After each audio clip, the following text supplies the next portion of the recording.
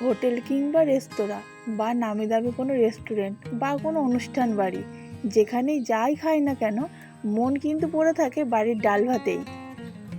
তাই আজকে এই গরমের দুপুরে বানিয়ে নিয়েছি বিউলির ডাল বা এই বিউলি কলাইয়ের ডাল।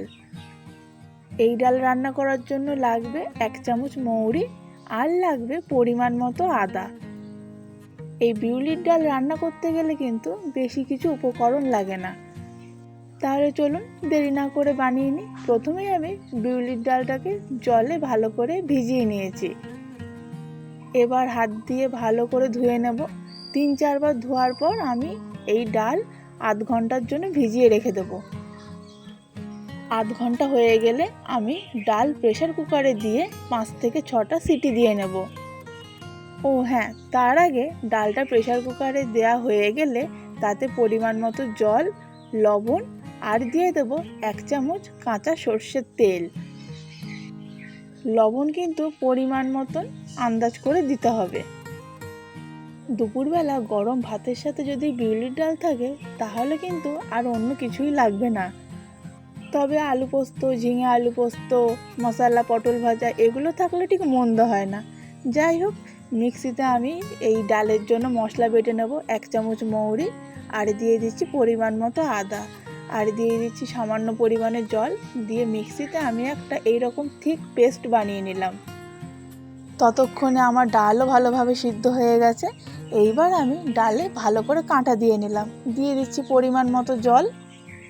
এবার কড়াইতে সর্ষের তেল গরম করে আমি 1 চামচ মৌরি আর দিয়ে দিচ্ছি তেজপাতা ফোড়ন আর দিয়ে দিচ্ছি 2টো শুকনো লঙ্কা। ফোড়ন থেকে যখন সারা বাড়ি গন্ধ হয়ে যাবে তখনই আমি ঢেলে দেব এই সিদ্ধ করা ডালটা।